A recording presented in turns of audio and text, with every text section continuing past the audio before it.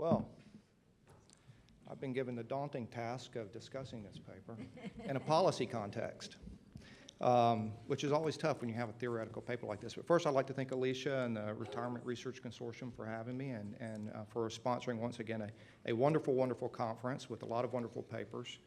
I would say that this paper has also received, I was noting it has received support from the TIAA Institute grant program as well, some partial support, and so it was very interesting for me to read this.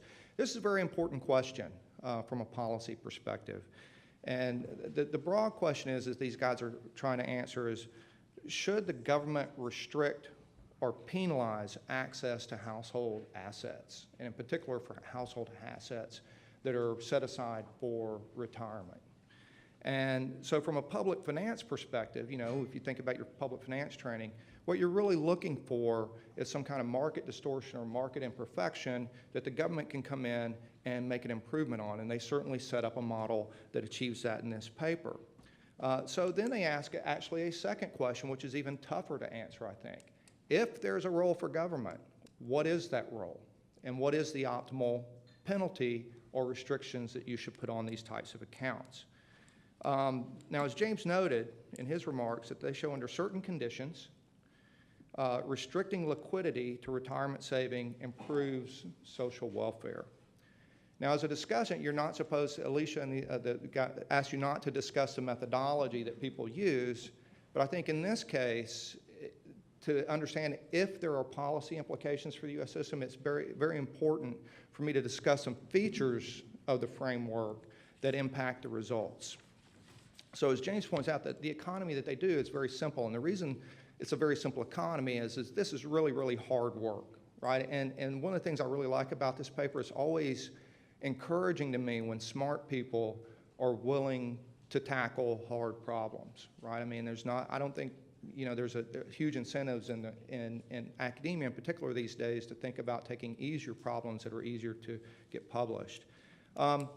But what I would say is some features of this model. There's no capital or labor markets, right? And because of that, they have a very simplifying assumption that there's a single rate of market return across the different retirement accounts, regardless of the amount of liquidity that you have in those different accounts.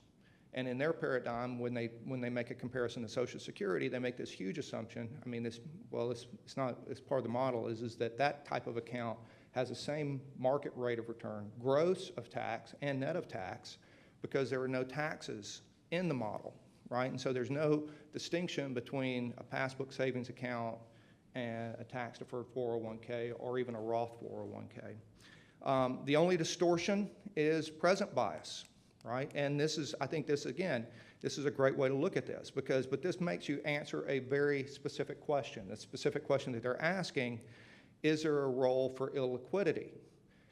That does not necessarily imply that they're addressing at all the opposite question of, is there a role for liquidity in the market, right? So they are only very focused on, is there a role for illiquidity? They are not addressing the idea that you need liquidity in the market.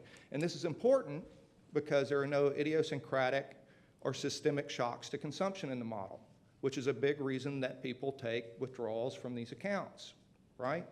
For loans, for other reasons, and they don't really address that. And the last thing I point out, and this is for my role as a practitioner, they don't account for any type of transactions costs that may be associated with churning the account, right? And we all know that there are transactions costs.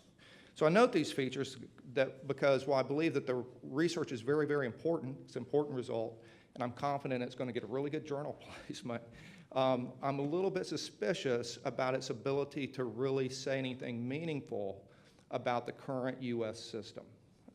So let me address kind of three issues here. And I'm going to focus on the result that of the three-account system, where they have a liquid account, which I would view as kind of a passbook savings account, maybe an after-tax brokerage account even, a partially liquid, which they compare to a 401k, and importantly, they compare it to a traditional 401k, right?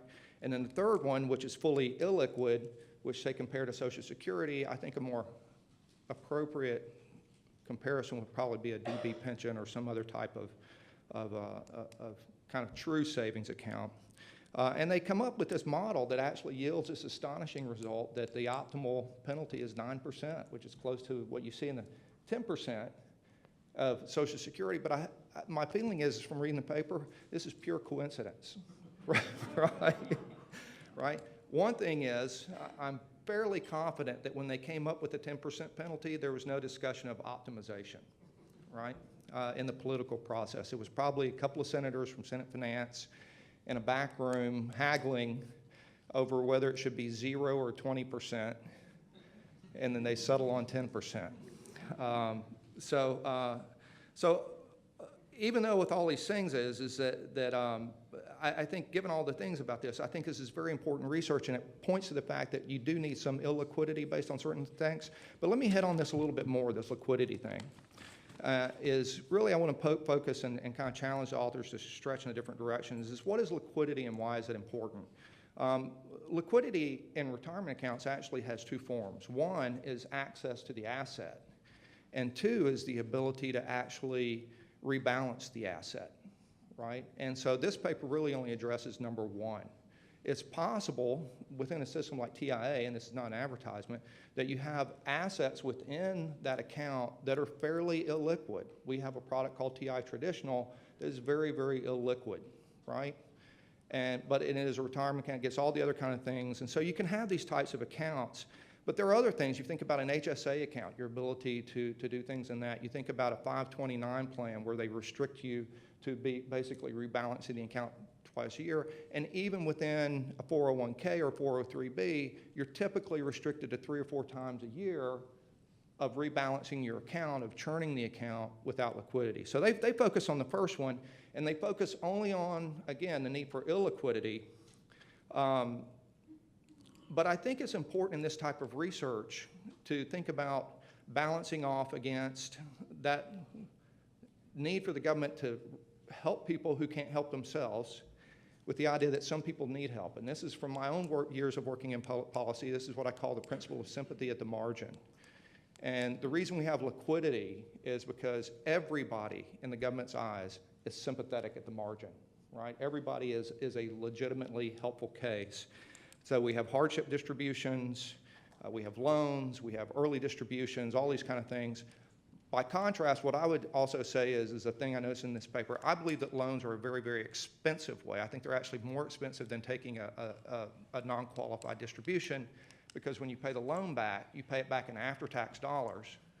And then when you take the distribution, you also have to pay tax on the basis again. So that's double taxed basis in the account, which for many people is going to be more than the 10% penalty, which might encourage people to take these hardship distributions instead, or just a non-qualified distribution instead of a loan.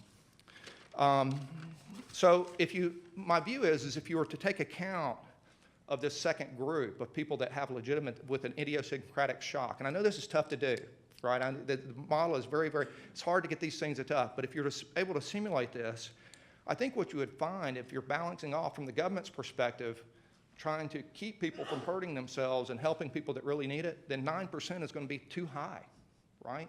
Because then in your model, the 9% is going to be too high, and it's probably the optimal penalty would be somewhat lower.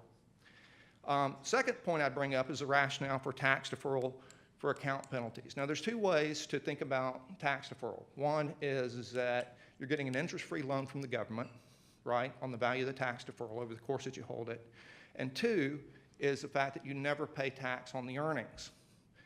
And so the one rationale for the penalty is, I would argue, is that if the government's giving you this preference and you renege on your end of the agreement, they have kind of a clawback provision for part of that benefit, right? And the idea is, what should that benefit, what should that penalty for reneging on your part of that contract be? We know in the current law it's 10%. Is that right or wrong? I don't know.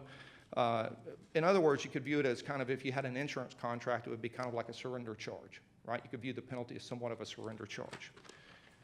So I'm almost out of time, but what I would say is that because of this, when you talk about 401ks, really what you're talking about are Roth 401ks, not traditional 401ks in your model.